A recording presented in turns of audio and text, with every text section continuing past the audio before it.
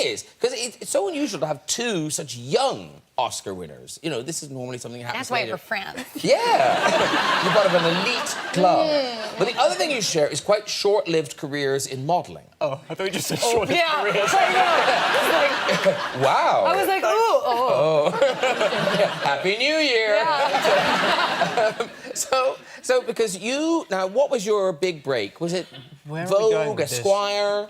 I think all of the above. Talk about your modeling. Talk about it. Or was it, in fact... You want me to talk about my modeling? No. I think he's about to talk about my modeling. Oh my God, because he did... look at these. Like, it's hard to make a jumper sexy. True that. But Jumpers. I think he's managed it.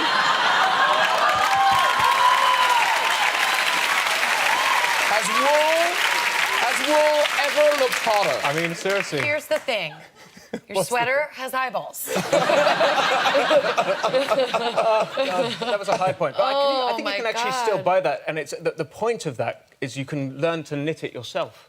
So you guys can take one of those home and knit it yourself. Right, so I can buy the sweater, and then I have to do it myself as well. No, actually, there's a classic thing in here. So, you know, when you want something for Christmas and you say to, like, your mum or your granny, oh, I'd really like a really trendy sweat top. I'd like a really nice, trendy, zippy up set top. And then they knit it for you. Yeah, that's the Christmas nightmare. It is, isn't it? Yeah. But you still do some modelling, don't you? Sporadically and very unsuccessful. Oh, stop it! You do big brands. What I did do, I did a campaign for Burberry, which was very amazing, and I did it a few years ago, and Mario Testino shot it. Oh. And I remember doing it was when I was just starting out, and in this photograph there was a model and me, an actor, wannabe actor, and a musician. And Mario Testino, who I'd never worked with, who is one of the most extraordinary, brilliant people, but he's just almost, in that moment, he was almost like a sort of parody of himself. So we had to run and jump for the photograph. And he goes, he's literally got the camera there, and he goes, OK, so darling, you supermodel, you rock star, Eddie, you movie star, I'm Mario Testino, and 1, 2, 3, go! And I left in the air. These two sort of pros, and me with this... But he gets the photos because they're so natural, ones of sort of shock and minor despair and wonder, I think, at the same time.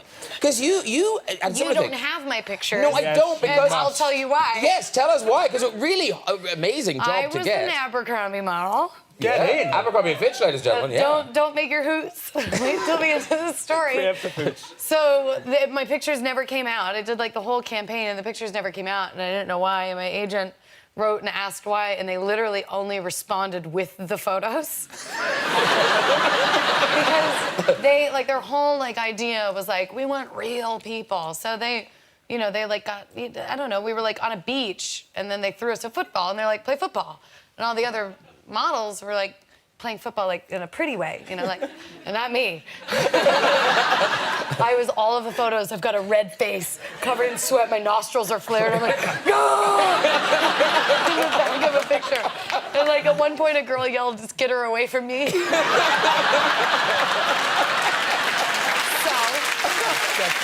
Yeah, well, you won't see them in the store, that's for sure.